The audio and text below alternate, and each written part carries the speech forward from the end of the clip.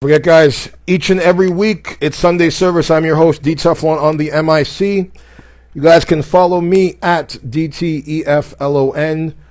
We're going to do a Q&A here. Session. What's up, guys?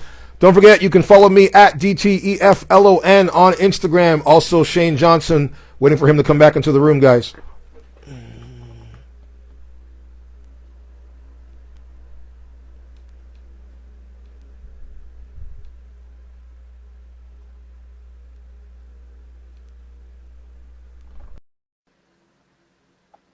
Shane, send me a request, bro. I can let you back into the room.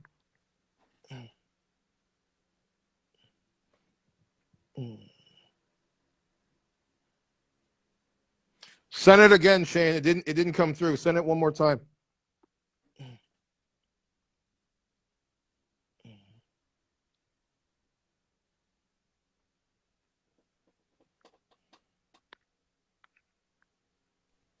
Okay. Oh, there it Okay. is. So All Lola. right, let's see if we can get somebody on here now.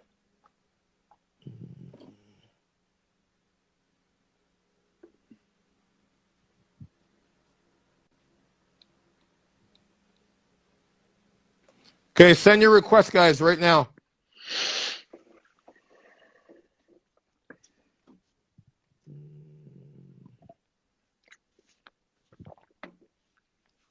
Okay, here we go. All right, we're making it work. Yeah.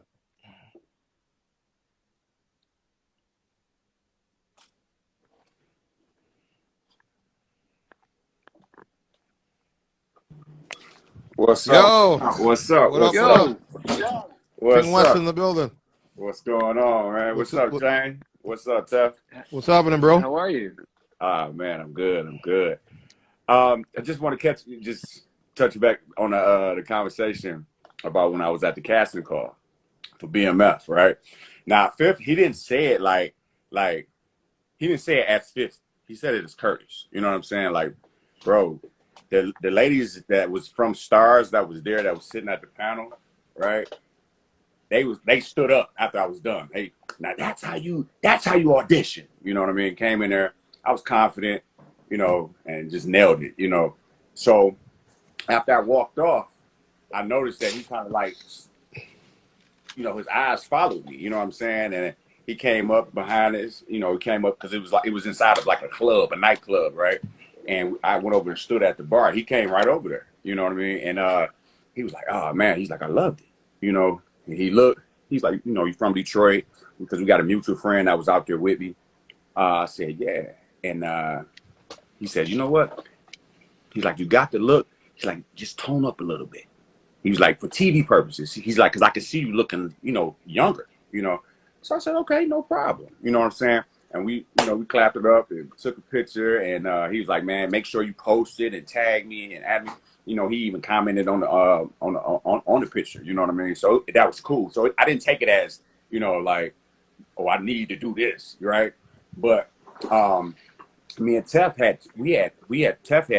he had been pouring into me prior to this, and he even told me, he said, "Bro, you have the talent, but I want to see you in a different light."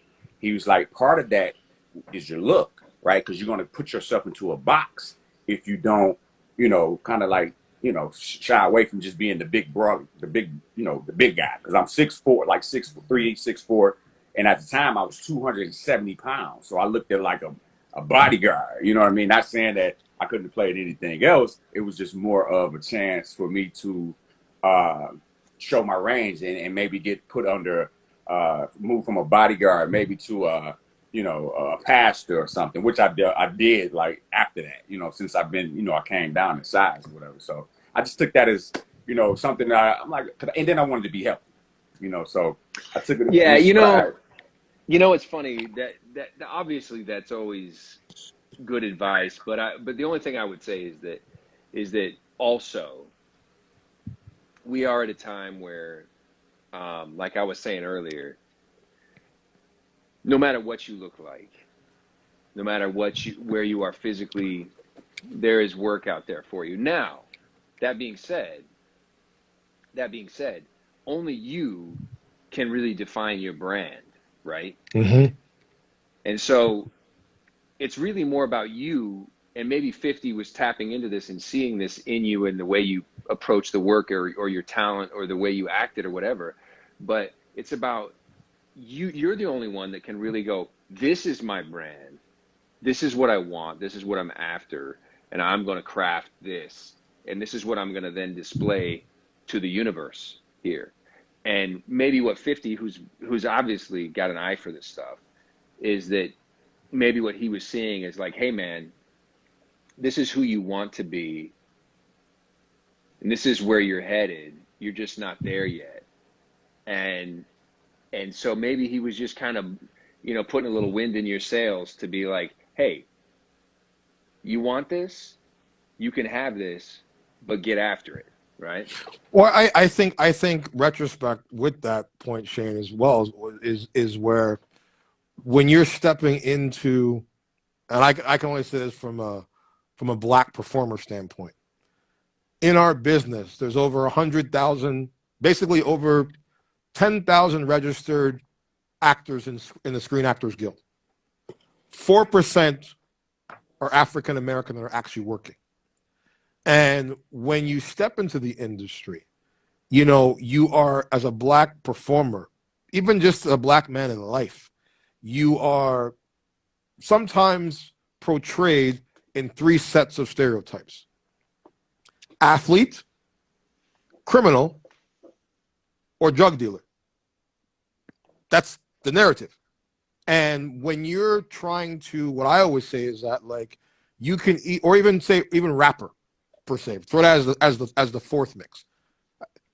If you are trying to have longevity, where I look at for certain actors, and this, like, I gave him that advice, was, you're in this, as you said, we're in this big sea of performers. But what's going to make you stand out from everybody else? Because he could come in looking a certain way, but when you, as you said, if you remember when you first started acting, same one with me, you walk into a room and the casting director goes, "Okay, come to this audition," and you think it's just me until you show the fuck up there, and then you realize there's 100,000 black guys, 100,000 white guys that all look like you were there for the same part. What separates you from them? And that, to me, is where, if you're able to show a different layer, where they come in and they see you, because remember, before you even open your mouth, even with social media, they see you. They haven't heard you, they just see you. And that perception of them is like, okay, well, this is what this guy is. But if you're able to show either a different layer in your look, or even if your look doesn't suit the part, the role, for them, you may not nail that audition on that one, but it leads them to say, okay, you know what?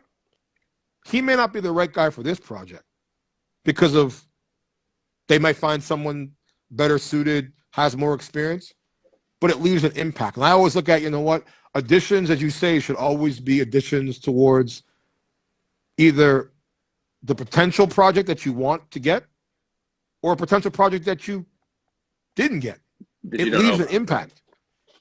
Yeah, it's got, Richard calls it winning the room rather than winning the audition. It's like, just, if you win the room, then you can't lose, right? Because you've made a fan. But I'll say, in line with that, I totally get your point about, you're talking about stereotypes and generalizations, and we all are up against that for different reasons, different versions of it. But it's funny, before you've established yourself as a name, the first thing that you're up against is your casting.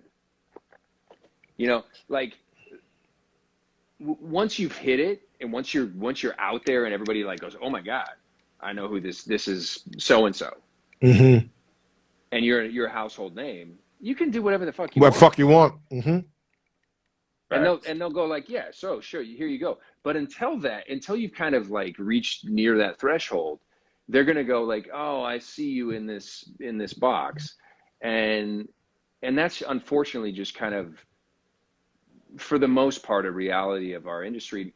And can you change people's minds? Absolutely.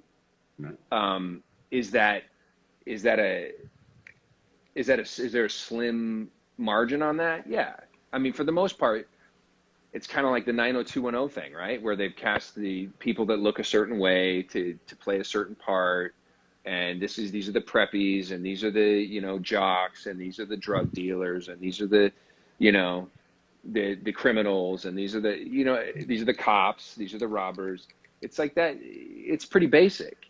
Mm-hmm. And it gets more exciting the further we get into the business, because the deeper you get into the business, the more you can kind of take your casting stereotype and put it aside, and then kind of play a little bit more, and you have a little bit more wiggle room, because then people will go, oh shit, But that's also up to the performer, though, because as you know, a lot of performers, once they get in that specific casting, they stay comfortable there, because they're like, you know what, if I try something else, some people never move out of it. Yeah, because they want to just keep working. And to me, I'm always like, you know, if again, like that's fine and dandy, but I've always left the point where, like, you have to leave an impact. You have to leave somebody, like nobody else could play Cooper Saxe. No, other than Shane Johnson. Period. There's nobody. I could go down a whole decks of actors, and there's nobody that, because as you said, when you came on that show, you took the wheelhouse and you made it your own.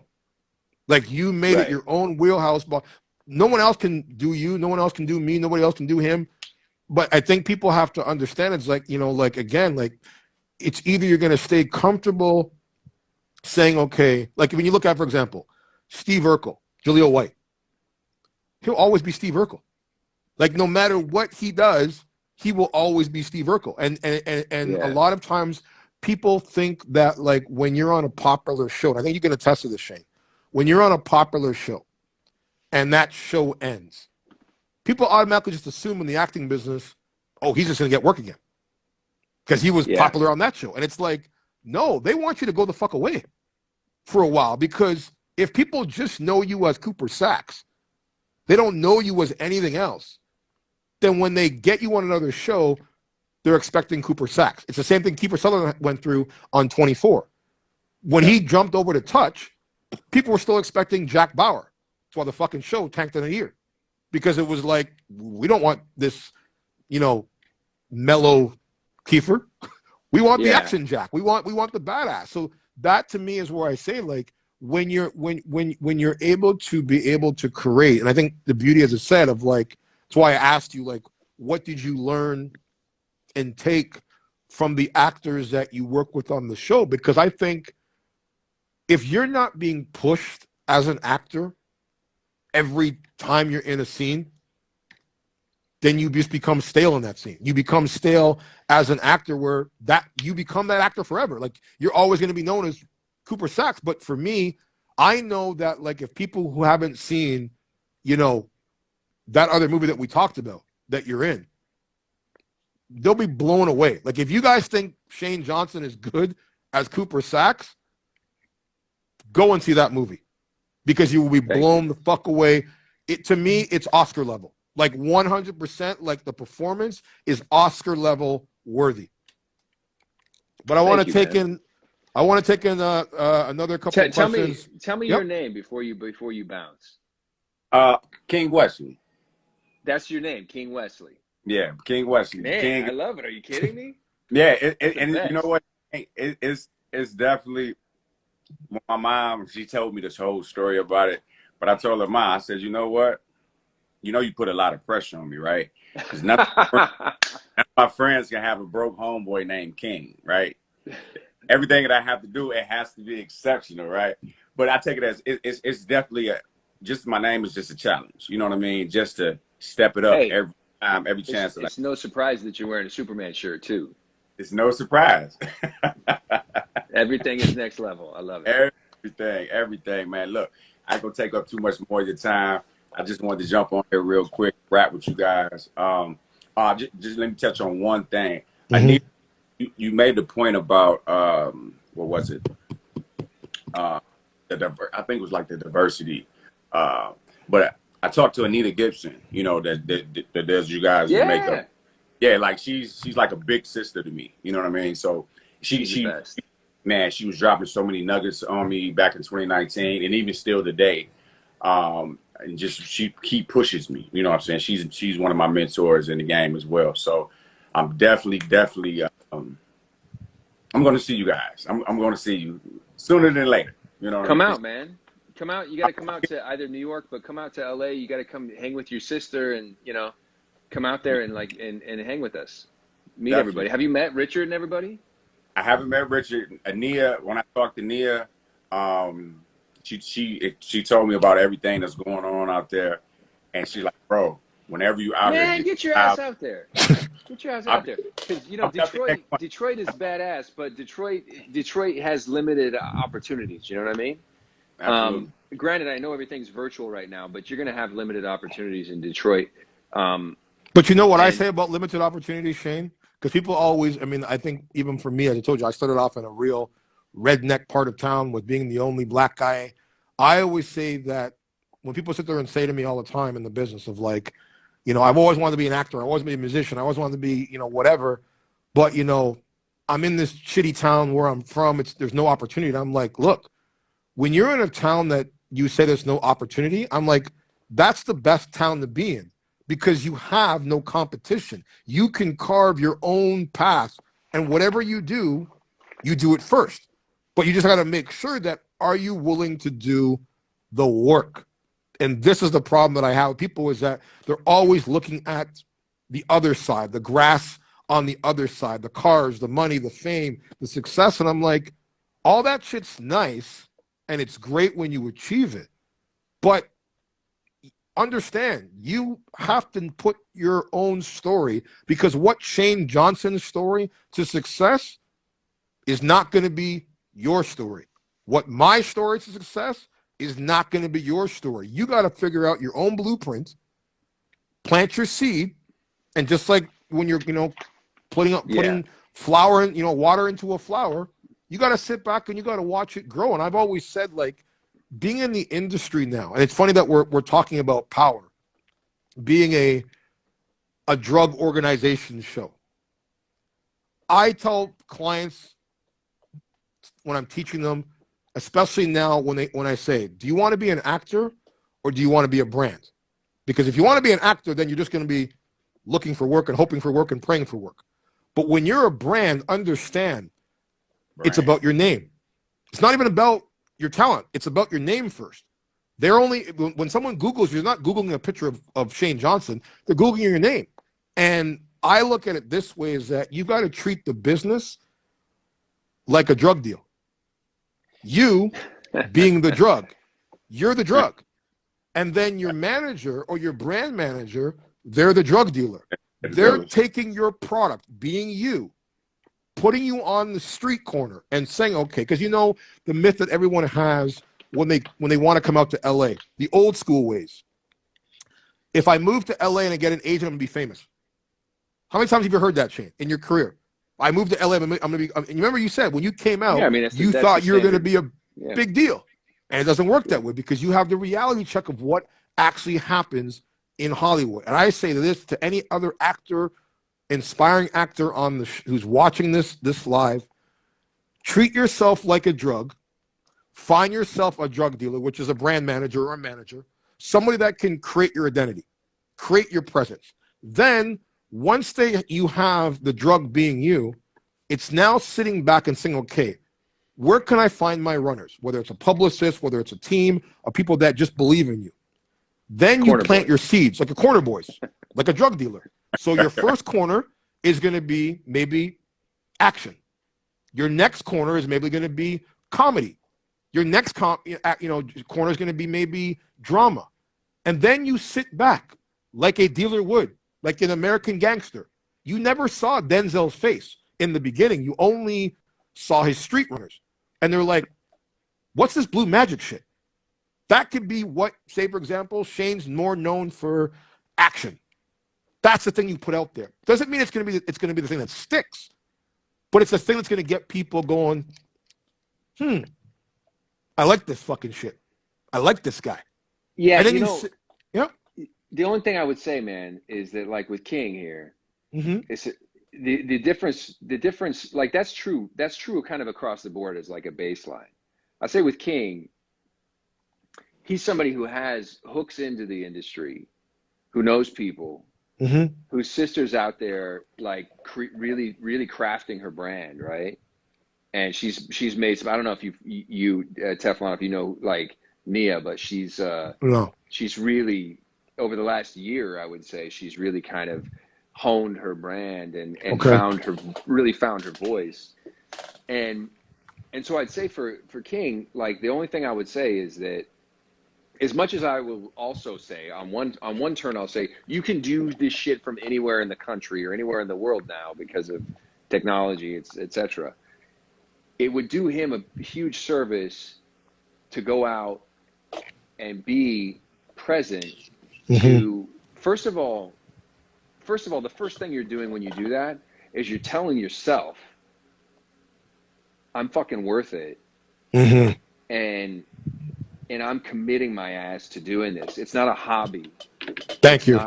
It's not Right. like a sort of something that might happen. It's like, I'm fucking committing to doing this.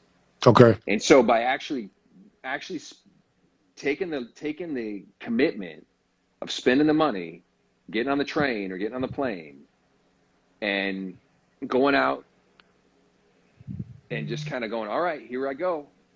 I don't know what the fuck's going to happen 100%, but I know that I'm going to figure this shit out once I get there.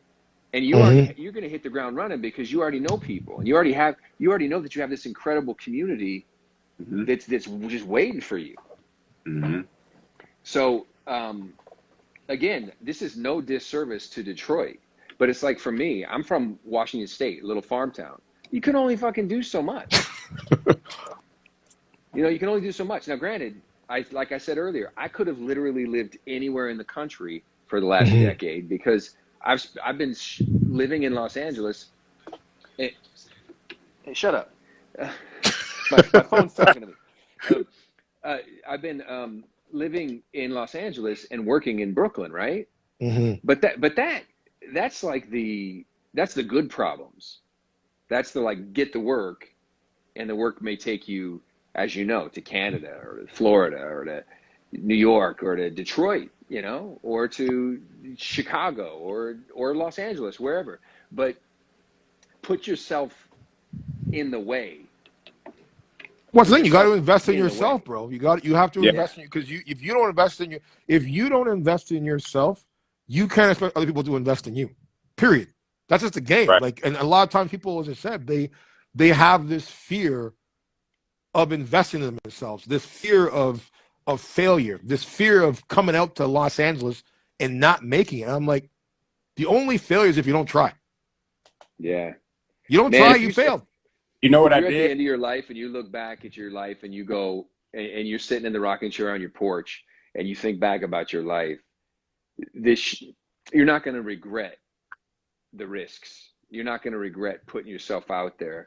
You're not going to regret any of that shit. The only thing that you regret is the shit that you didn't go after.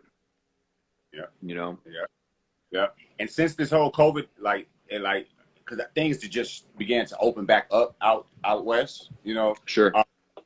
right before all that was jumping off, I was that was the move. You know what I mean? So Yeah. here's a couple things that, like I said, there's no excuses, but here's a couple things in the positive that's happened since then, right? I've actually gained management with Apollo Talent Management. Susan Barr, she's my manager. She's actually out west now. You know what I mean? So she's opened her doors up for me. So I got to come out there. Like I said, I'll be out there next month. Well, actually, probably I love it. more towards the end of this month to take care of some things, because things that she wants me to touch up on. She wants me to shoot with her photographer as well, because I dropped all that weight. But you're absolutely right. You have to take the chance. You have to take if this is your passion, if this is what you really have, you know what I mean?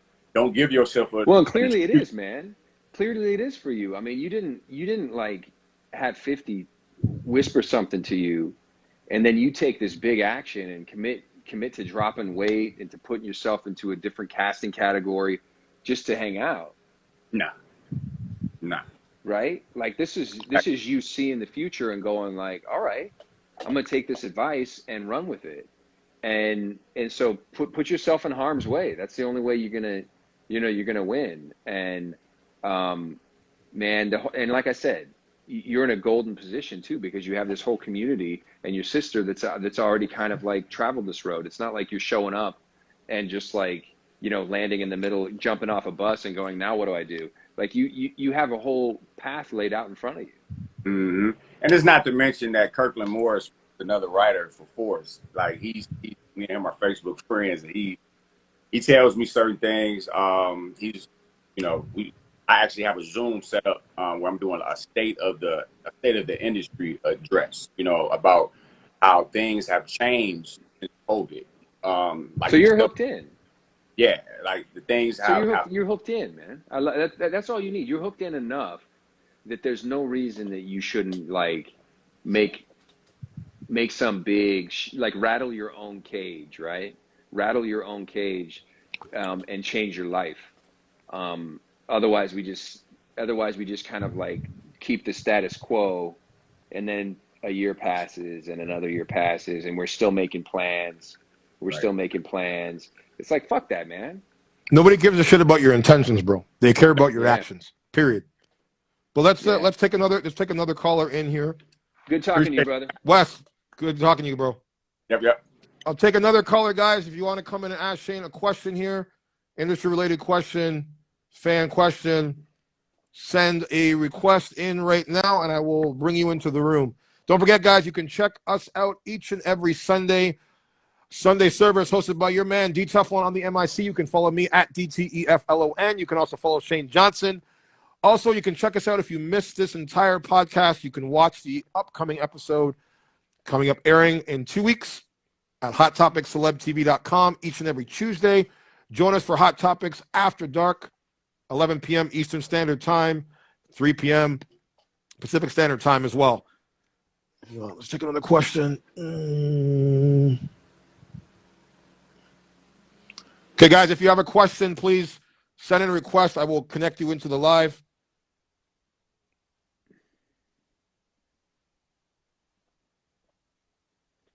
Let's see here. Guys, you got to hit that button if you want to jump in on the live here. It's saying where people can't. Do we have to log out again and log back in? Yeah, man. I don't know. Something's up with this. Hold on a second. Okay, we'll log them quickly back in, and then I'll let you go after. We'll log back in, and then we'll log